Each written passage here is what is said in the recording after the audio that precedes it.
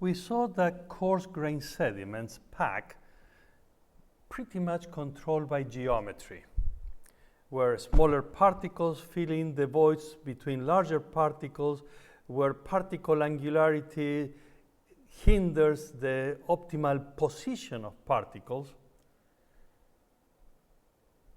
And it was really easy to perceive and understand. We have to wonder whether that is the same for fine-grained sediments, and clearly it is not, because on the one hand, fine-grained sediments are made of platy particles. We are talking about clay minerals. And on the other hand, as particles are approaching each other, they feel each other through electrical interactions. So the self-assembly will be dominated by electrical interactions. So let's review a few of the fundamental concepts in clay minerals, and let's put them all together to be able to anticipate clay fabrics. First of all, remember that clays are made of alumina layers and silica layers.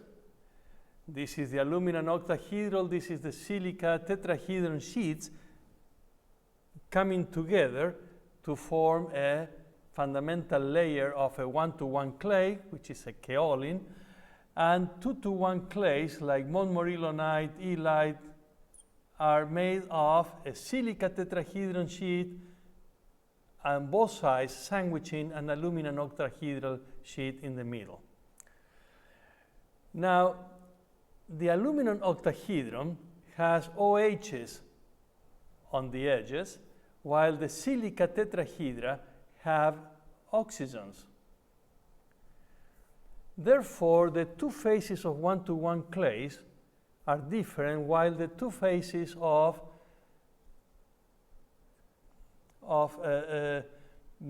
silica 2-to-1 clays with silica tetrahedra sheets on the sides are the same.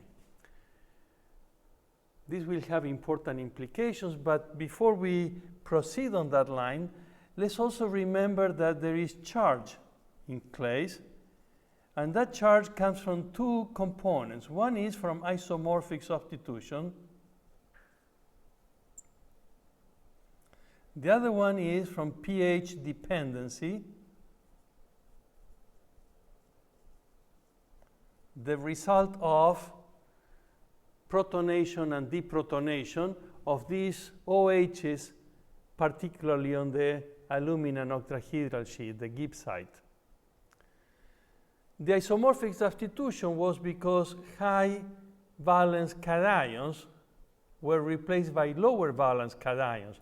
Like silica was replaced for aluminum, and aluminum was replaced for magnesium during the formation, while preserving the morphology, the shape. So that gave a permanent charge, but this one is charge pH dependent, actually changes with the pH. The next concept that is important to remember is that nature likes aggregation because of van der Waals attraction, but because clays have charge and they have counterions, they form the counterion cloud, and the counterion clouds and their surface potentials create repulsion. As you may remember, when we put these two together, now we have with respect to the particle separation, these two will be, if I put repulsion, I'm going to reverse the order, and attraction at the bottom, you're going to see that there will be a prevalence of attraction if the ionic strength concentration valence square is high, but there will be a repulsive barrier if the ionic concentration and the valence square is low. Because when the concentration and valence are high, you shield the surface charges right close to the clay, and you don't form these counterion clouds. And so there is no more repulsion, and attraction prevails. Now, before I jump to the final chart, let's look a little bit more at the charge dependency. I could have run this test in different ways. One is taking a container with a suspension of clay particles, and I place 2 electrodes. I put more electrons on one, and I pull out electrons from the other, leaving this one electrically positive and this one being negative. Now, a clay particle here with a counter-ion cloud will tend to migrate to the left or the right depending on the total charge of the clay particle. This is called electrophoresis, and I can control the pH-dependent charge by either adding an acid or a hydroxyl. And you will see that the particle migrates to the left or to the right, and when the particle migrates is the isoelectric point of the particle. But we have a problem with this because these 2 surfaces of the one-to-one clays respond differently to pH. And so we want to understand what are the charges on each face and thereafter also on the edges. And so people have done that using an atomic force microscope, where you have the clay particle and you take a stylus and you bring it close and you measure the forces of attraction and repulsion. And if I plot here versus pH, the gibbsite layer changes from negative to positive at approximately 6.5 pH.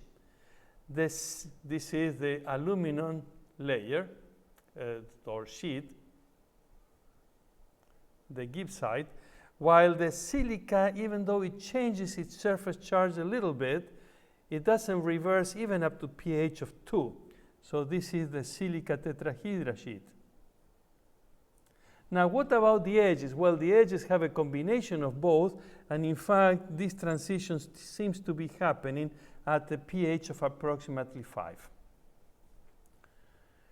Now we are ready to put together all this in predicting the fabric map of kaolins. And the fabric map of kaolins then depends on 2 key parameters. On the one hand, the pH, because that tells me the surface and edge charges, and we recognize that there are 2 important transitions. One is 6.5 and the other one is 5. And the other one is the ionic concentration in terms of moles of salt per liter in the bulk water that fills the pore space in the medium. There is a very important transition here. When the ionic concentration is in the order of 0.1 or about, we are already in this regime where van der Waals attraction prevails. And so therefore, when we are in this regime, we are going to see aggregation. And it could be in many different ways. It could be the face-to-face. In fact, it could be face-to-face of gibbsite layers. And so this would be like this. And we could also have the edge-to-face of many different kinds on both faces, as a matter of fact.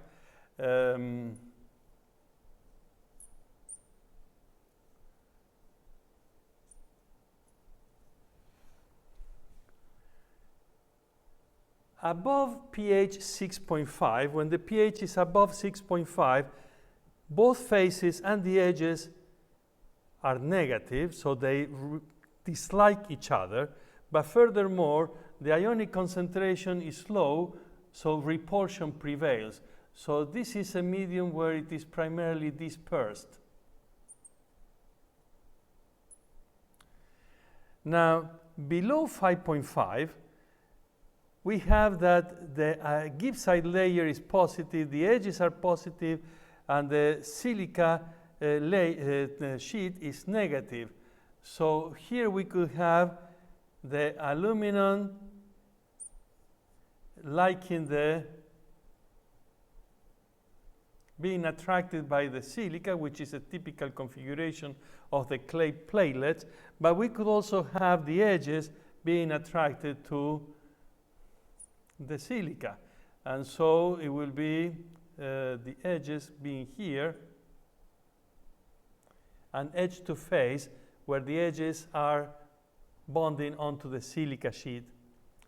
Now, what happens between 5 and 6? Between 5 and 6, the aluminum phase, the aluminum tetrahedral phase, is positive, but both the silica phase and the edges are negative. And so, given the positive phase of aluminum and the negative phase of the silica, the standard packing of kaolin platelets is possible, and we also have the connection of the edges to the aluminum phase. So the edges here would be connected to the aluminum phase. These aggregations are rarely detected, for example, if you are running viscosimeter measurements. You spin and you begin controlling the pH or the ionic concentration, and you see how the viscosities change. You can also detect them with liquid limit tests or very simple sedimentation tests in test tubes.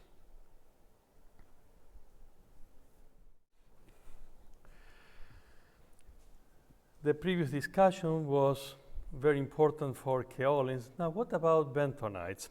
Well, we have to go back and look at geometry again.